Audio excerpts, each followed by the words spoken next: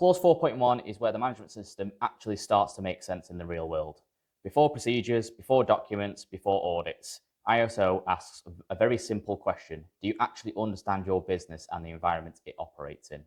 In this video, I'm going to break down Clause 4.1, what it really means in plain English, how businesses are expected to apply it, how we do this using ISO Smart, and also the most common mistakes I see companies make.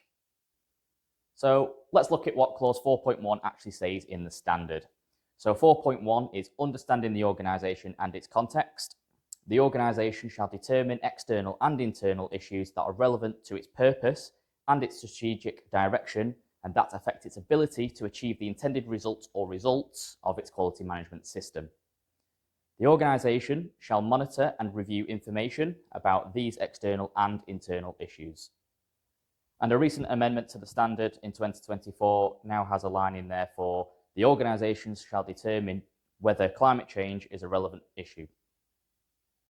There is also 3 notes underneath the subclause. So note 1 states issues can include positive and negative factors or conditions for consideration. Note 2, understanding the external context can be facilitated by considering issues arising from legal, technological, competitive, market, cultural, social and economic environments, whether international, national, regional or local. And finally, note 3, understanding the internal context can be facilitated by considering issues related to values, culture, knowledge and performance of the organisation. So let's look at what 4.1 actually means in layman's terms. So putting the ISO jargon aside, what it effectively means is we need to know what's going on around your business, we need to know what's going on inside of your business, and then also what we need to do is look at how both of these affect your ability to deliver quality. So what does that mean then? So let's start with working with the around part of your business. So if we look at effectively the external issues, these things could be like market conditions, it could be the competition, it could be customer expectations, it could be regulations, and it could also be technological changes. Now, also on the flip side of this, we've got the internal issues. So that is looking at the inside of your business. And these could be things like the company culture. It could be your skills and competency of staff. It could be your processes and systems, your leadership and strategy, and it could also be resource constraints. Now, if you're watching this and thinking, I'm not actually sure how well we do this, that's exactly where a gap analysis helps. We put together a free gap analysis you can download. It walks you through the key areas and it helps you identify what you're doing well and most importantly, where the gaps are to the standard. I'll drop a link in the description below. That's our gift to you. Enjoy. So let's take a look at some tools that we can use to address these internal and external issues. So a very popular one is the SWOT analysis. So this one actually tackles both your internal and external issues. So effectively, we've got strengths, weaknesses, opportunities, and threats. So what we can do is we can split this right down the middle. And effectively, we're looking at what strengths we've got within our organization, what we're good at. And then we're also looking at what weaknesses do we have within inside the organization. And if we flip the coin, we can then look externally. And what we want to look at is identify some opportunities that could be presentable to the organization, as well as what threats do we have. On top of that, another tool that we could use is our PESTLE analysis. Now, our PESTLE is predominantly external, not internal, but it's also a good tool to use to identify and help you with those external issues. So running through them, we've got political issues, so that could be government policy. We've got environmental issues. We've got social issues. So this could be things like what your customers or the general public are thinking. We've got technological issues. We've got legal, so what regulations have you got to comply with? And we've also got economical issues that we could look at. Now, there are a couple of other things that we could look at, such as strategic planning sessions, as well as we could also look at management reviews. They will also help you do sort of like different tools and activities to identify internal and external issues. But effectively, what it's really looking at, or an auditor would want to be looking at for Clause 4.1, is what internal and external issues have been identified or that you have identified. It's also going to be looking at how they affect the quality of the organisation. And also what they're going to be expecting is that we review them. So it doesn't actually state how often, but typically you want to be looking at these at least annually. So let's jump into ISO Smart and actually look at how we go about recording this. So what we'll do is we'll go through sort of strengths, weakness, opportunities, and threats. So our SWOT for each section of the PESTLE. So first of all, we'll go up and we'll add in our first one. So our first one we're going to start with is political, and we're going to then set a strength. So what are we effectively saying? Right, so let's say we've got strong relationships with local regulators and industry bodies. So that's going to be our first thing. So we're really good at this. We feel like we've nailed this. It's a very strong part of our business.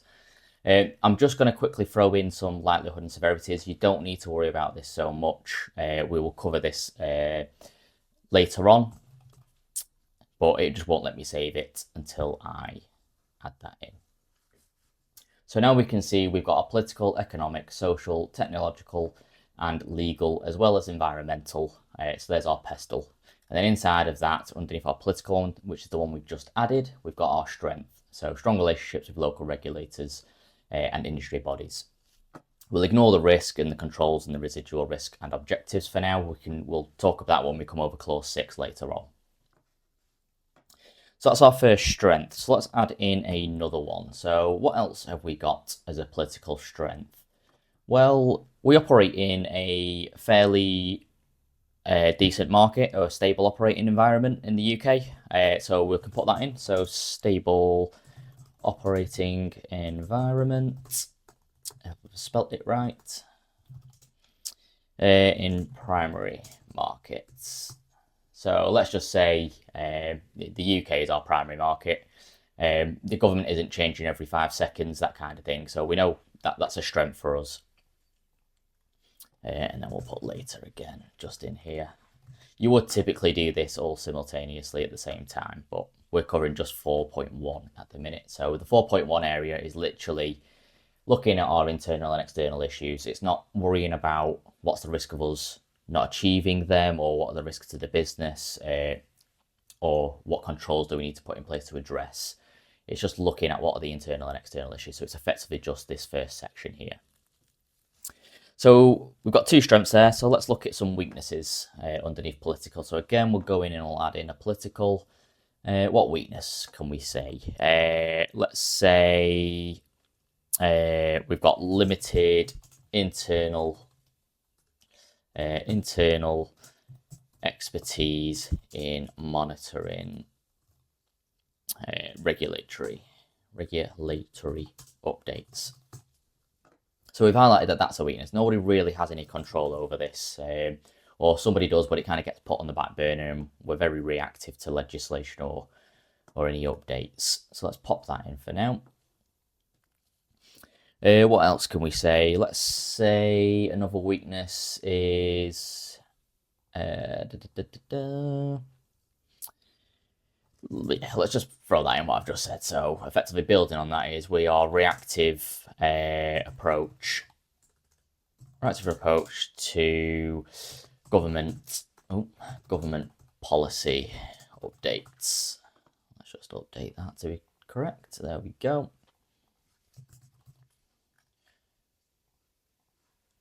And save that. Right, so we've got 2 strengths, 2 weaknesses. Let's look at some opportunities. So what could we look for opportunity-wise in political? Let's say we've got government incentives for quality improvements and training. So that's a good opportunity there. So the government's giving out some grants to upskill our workforce, say. So that's a nice little opportunity there for us. What else have we got? We're looking at government contracts. So we're tendering for government contracts, and one of their requirements is to have ISO 9001. So contracts requiring ISO 9001 certification. Now I'm just going to tweak this. I'm just going to put in here UCAS accredited ISO, because not all ISO certification is equal, and it is public sector public sector. It's a government policy that public sector should use UCAS accredited 9001 certificated organisations. And there is quite a big difference between UCAS and non-UCAS. Don't be fooled just by accredited. Always look for UCAS accredited or something similar underneath the IAF framework. But that's a whole different video, so you can go check that out at some point. So we've got 2 opportunities, 2 strengths, 2 weaknesses. Let's look for 2 threats underneath our political now. So threats. So let's say first one we've got, let's do changes in trade regulations affecting supply chain costs. So that's obviously quite an important thing there. So we can use Brexit, whether you're for or against it. Some have benefited, some haven't. But that could be what this is referring to. So it might have increased your supply chain costs due to that. And therefore, I've just put that down as a threat. Yes. So therefore, it's a threat to the business. Obviously, it's something that we need to address. Let's look at another political threat. Let's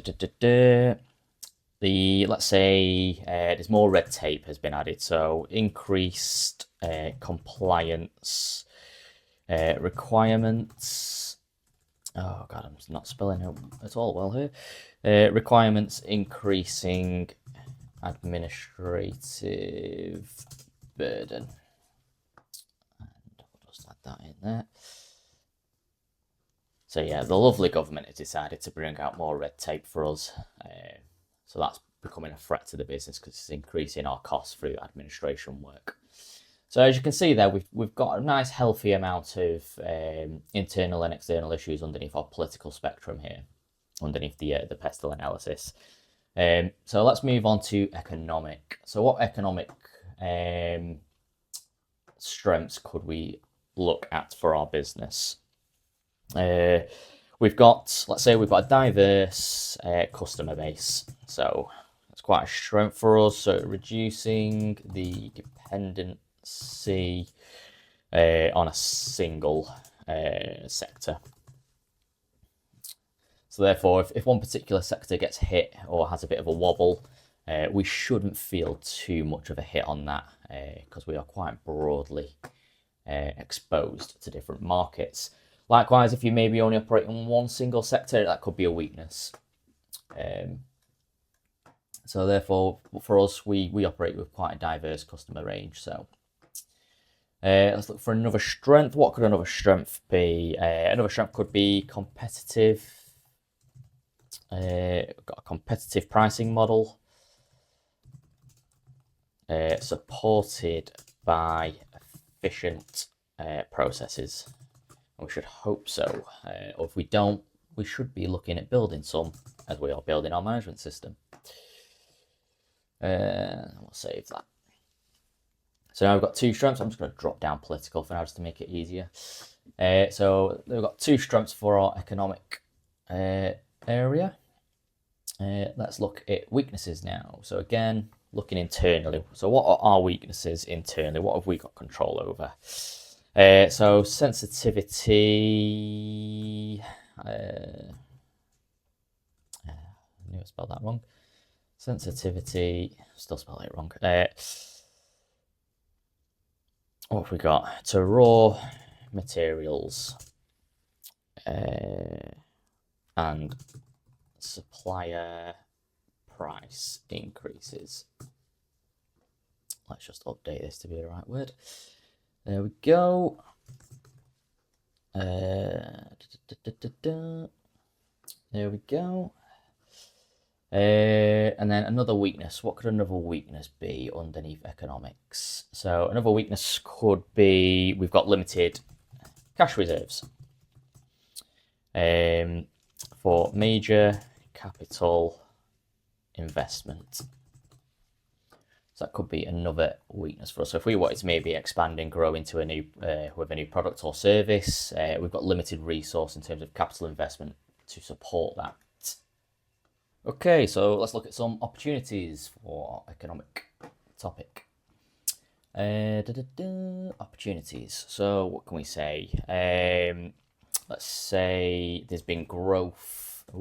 An opportunity could be growth in our target market due to increased demand for reliable suppliers. So let's just say our particular market, target market, has been saturated by sort of cowboys, poor quality.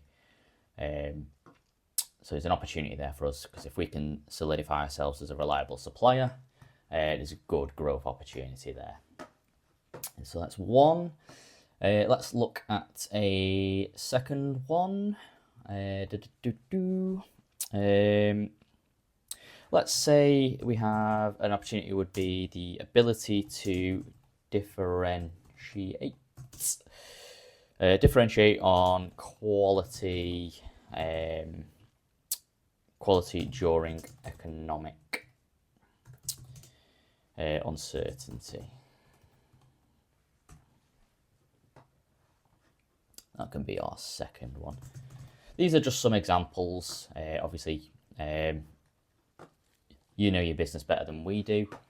So you're just looking at it's sort of broadly within the economic framework, but what are the strengths, weaknesses, opportunities and threats? You can always use ChatGPT as well to give you a helping hand.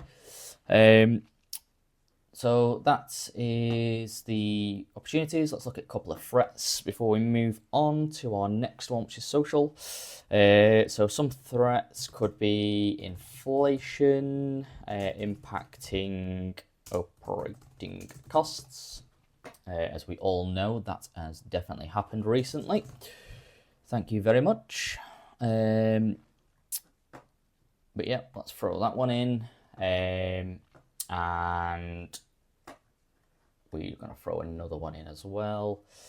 So another threat. What could another threat be? Economic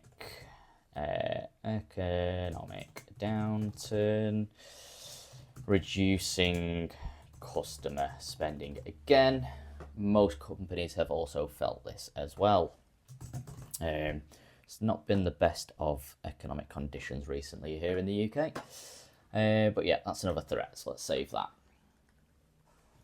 Okay, so that's our political and economic done.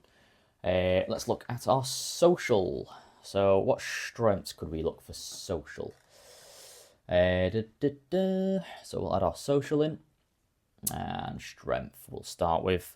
We've got an experienced and loyal workforce. So we've got low staff turnover, and they are very experienced. That's a good strength for us on the old social side of things. What else have we got?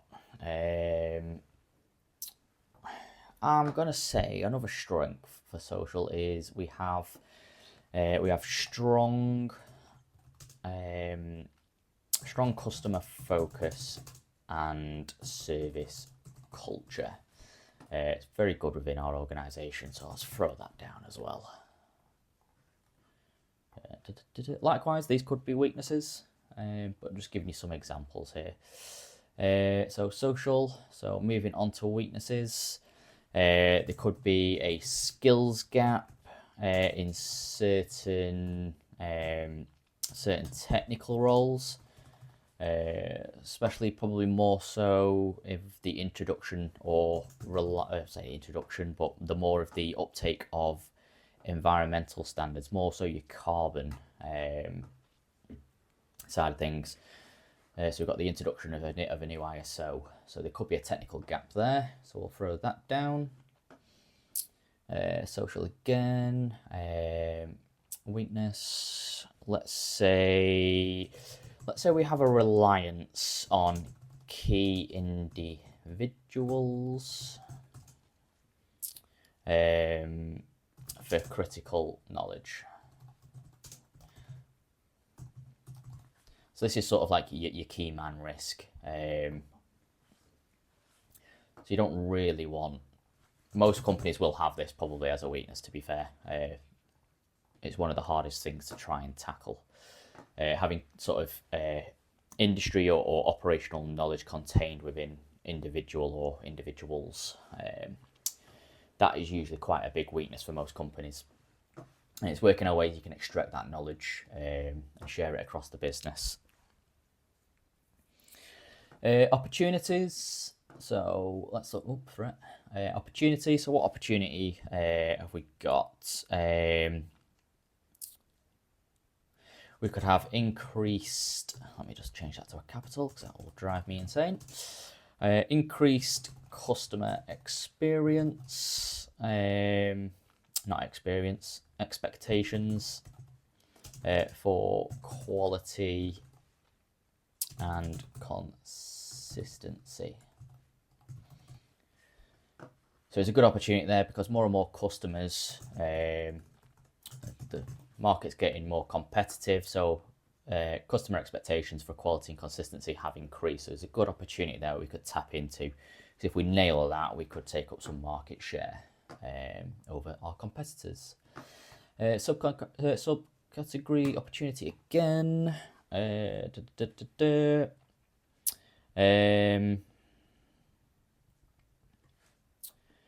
What could we have as an opportunity here? Let's go with employer branding through commitment. Didn't register my second M.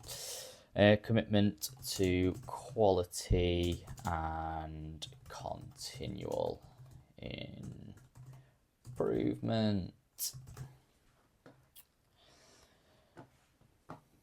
There we go. So that could be another opportunity there. So if we solidify ourselves as a commitment to quality and continual improvement, that will have an echo effect externally. So again, another opportunity there for us. It could attract new companies, new clients, but also on the flip side, it could attract good talent to help us deliver on our services. So let's look at our threats. So social threats, let's go with that, what I just pretty much said. So we've got difficulty attracting, oh God, terrible today. Attracting skilled workers. This is very common in our industry actually with ISO. Trying to find consultants is quite difficult. There we go. It's not something you tend to leave school and want to do, so. That's one of our threats. And then let's say another threat is increased staff turnover in competitive labour markets. Yes. That could be a very good one as well. Sometimes it's not always greener on the other side, but you always have to have a look. So therefore, if our market is becoming more competitive, it's an even sort of entry level across the board, similar salaries, expectations, things like that, new companies forming in your market, you could have increased staff turnover. So we can put that down as a threat. Right, so let's look at, so we've done political, we've done economic, we've done social. So you can see how it's starting to build up a bit now. And if you can try and remember all that in your head when an auditor comes, could be quite difficult. It'd probably be not so bad for yourself as perhaps the business owner, but for sort of for your wider company, your employees and stuff, it's nice and easy if you can log this down for them to actually see. A nice one central location. It also makes it easy if you just point to it when the auditor comes. So technological. So again, we'll look at some strengths. So what strengths could we have? So a strength could be that we use of ISOSmart. Use of ISOSmart to manage documented information and compliance, because that is what it's supposed to do. So later, the whole point of ISOSmart is to make your life easier. and effectively make the auditor's life easier, to be fair, which obviously if you have a happy auditor, it makes your life a lot easier. So another strength. So we've got established IT systems supporting process control. So we utilize our IT systems to control work quality and help us along the way with our delivery. Weaknesses. So what weaknesses? So I think a good weakness would be, which is probably prevalent in most businesses, would be some sort of legacy system. So some legacy systems not fully integrated. Could be that you've picked up a new software that's come out, but you've still got a little bit of a hangover from a previous way of working. It always happens. You end up doing something and then you get halfway through, or majority of the way through, you transfer, and there's a little bit still left over, but you just don't get around to doing it. So that's one. What other weakness could we say on the technology? Most businesses probably fall into this as well. So limited automation in certain processes. It could be that you have next to no automation in your company. That is very common, and it's only been recently, sort of the last maybe 2 to 3 years, where automation has been accessible to most people through things like Zapier and Make. There is N8N as well, but also it's just accelerated a lot more with the use of AI and AI agents within the last sort of 12 to 18 months. So I'll put those down as weaknesses because that's probably going to be applicable to most organisations. Opportunity. So what opportunities do we have? We can do process. Don't need to do a capital there. Process improvement through digitalization. I knew I'd spelled that wrong. Missed out the A. Digitalization and automation. So literally what we've just been talking about. So it's a weakness, but we've also turned it into an opportunity.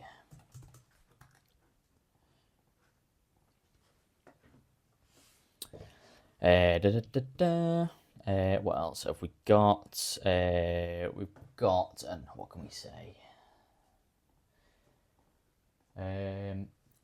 Let's go for an opportunity. It could be better data analysis to support decision making. Support.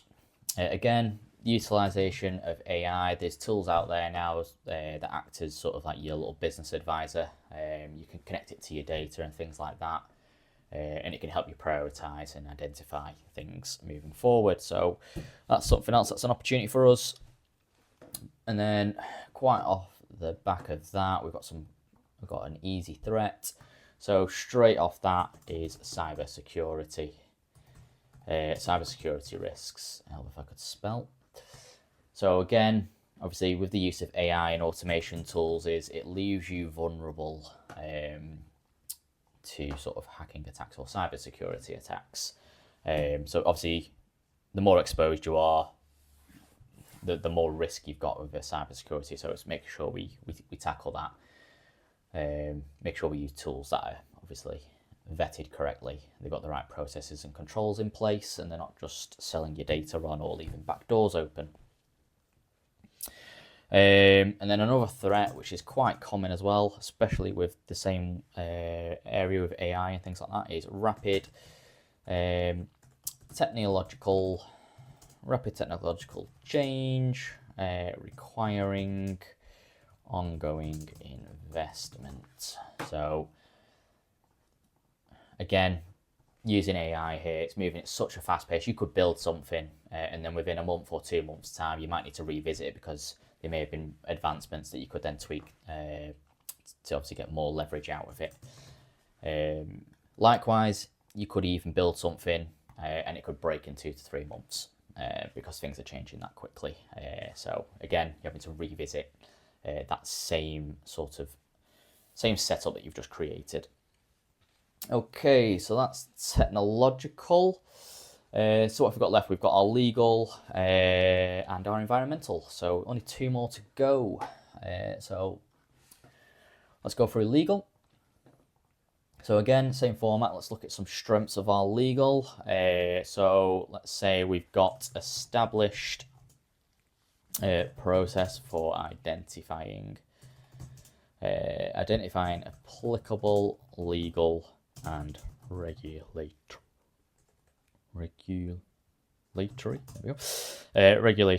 requirements.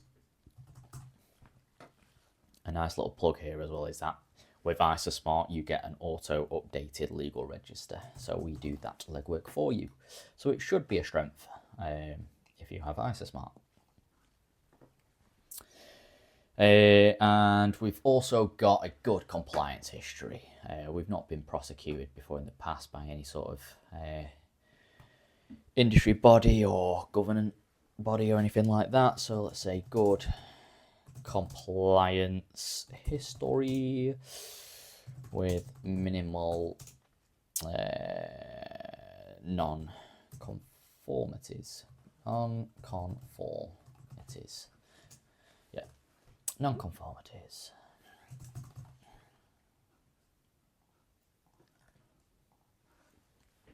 So there's two strengths there for us. So now look at what's our weaknesses.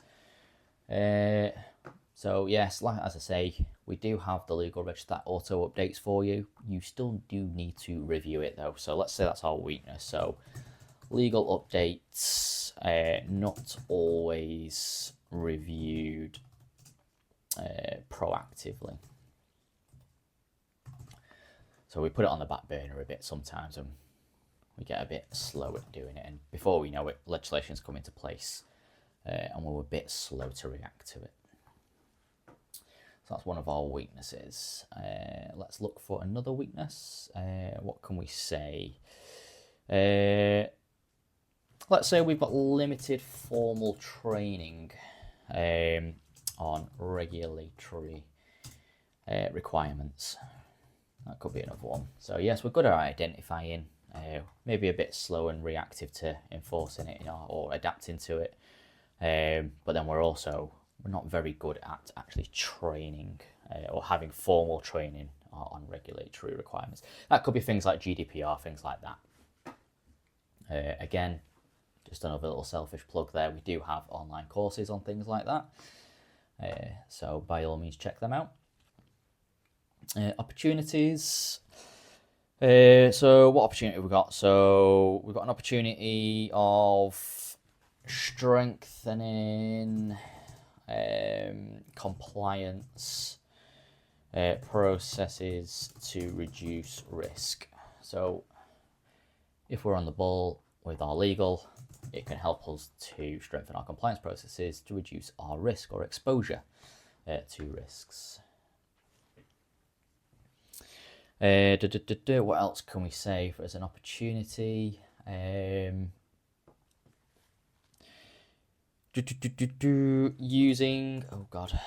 Using compliance performance as a customer confidence tool. So there's another little opportunity there for us. We could leverage our compliance performance and use it effectively to win new customers or gain confidence with customers.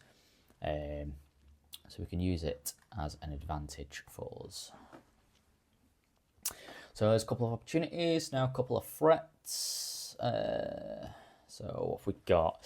Let's say we've got there's new or amended legislation. Obviously this is quite broad, but you could maybe mention the legislation or legislations. New or amended legislation impacting operations. Again, something like, obviously it's been around a while now, but things like Brexit and things like that could have impacted your operations. So it could be a threat. Depending on which way you look at it, it could be an opportunity.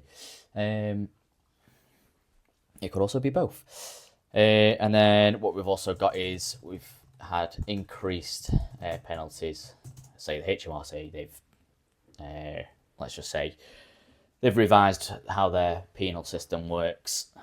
So they've increased the penalties for non-compliance. So instead of getting fined £200 for a late file, you now get fined £400, say. Let's just say what that is. But this gives you an idea. So again, so as you can see, we've got quite a lot on here now. And this is a good thorough look, again, internal and external. And like I say, using a PESTLE with a SWOT is a good way to do this. So let's look at the final sort of pillar of the SWOT, which is being environmental. So let's look at a couple of strengths again. So what could environmental strengths be for our business? So let's say we've got, we're very strong with our awareness of environmental responsibilities. So we know we should be recycling things like that. We know not to contaminate local water reserves and things like that. That's a good strong strength for us. What else have we got underneath environmental? Waste reduction initiatives. I just knew I spelled that wrong. Initiatives, there we go. Already in place. Because when it comes to quality, if we're reducing waste, that should help with our quality and cost control. So there's a couple of strengths. Let's look at some weaknesses. So what do we not do too well? Again, we could say limited formal environmental performance metrics. I mean, not necessarily a requirement for 9001, but there could be elements of environmental that could impact your quality. So that's a weakness. And let's say we've got dependence on suppliers. Dependence on suppliers with varying environmental. Oh God, environmental. There we go. Standards. So our suppliers are all over the place. Some are really good, some are pretty poor. Which again could be a weakness because it could impact on our quality that we deliver to our clients. It could damage reputation, things like that. So what opportunities could we look at? So quite a popular one these days, a big opportunity is customer preference on or for environmentally responsible suppliers. So obviously with climate change and things like that, big uptake on the carbon standards that I mentioned earlier, and obviously hence why the introduction of a few ISOs to sort of bolster that up, because the demand is there. Another opportunity could be, again, as I mentioned before, efficiency gains through reduced waste and energy use. So it could be, instead of sending all your scraps away or anything like that, you could burn it and turn it into fuel, which then would effectively lower your heating costs. So there's a couple of opportunities. What threats could we look at? So threat-wise, stricter environmental regulations. So again, sort of like the Paris Agreement, things like that.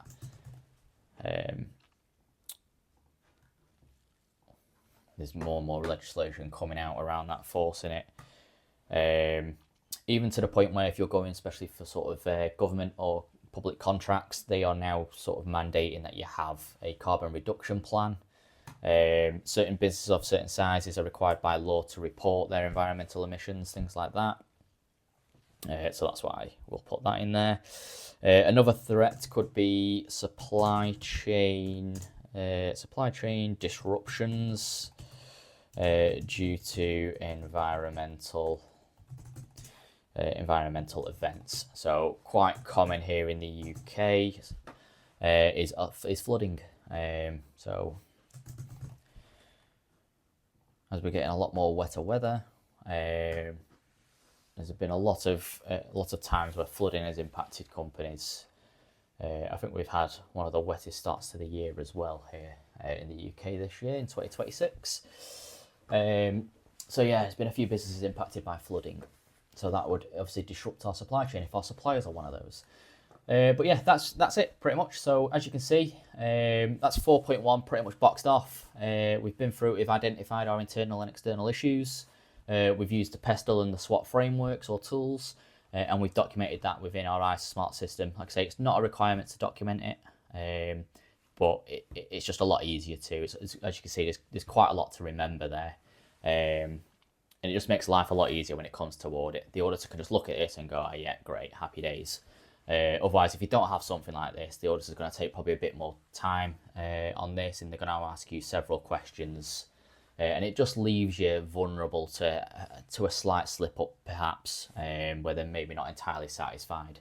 Whereas if it's documented, you've taken it seriously, and it's all there for everyone to see. And then you can obviously come back and sort of review this periodically as well, at least annually, just to see if there's anything changed or not. But what you will also do is you'll use this along with your interested parties. You'll risk rate them, and you'll identify what are the problem areas that we need to look at basically putting in place, controls in place to bring our residual risk down. And effectively that would map out how your management system works. And then you can allocate some of these to objectives as well, so that you sort of got a clear path of moving forward. So some of the common pitfalls around 4.1 being, I've got 4 for you. So the first one being generic statements like competition or economic conditions. These have where they don't have any relevance to your business. The second one being copying context templates straight from the internet. That usually trips up a few people. The third one being doing it once during the certification and then never actually looking at it again. And then the fourth one being treating it as paperwork instead of strategic thinking. The whole point of this is to get you thinking about your business, what could impact it and what could affect it, and especially what that can actually have on how that can impact the ability for you to deliver quality of the outcome.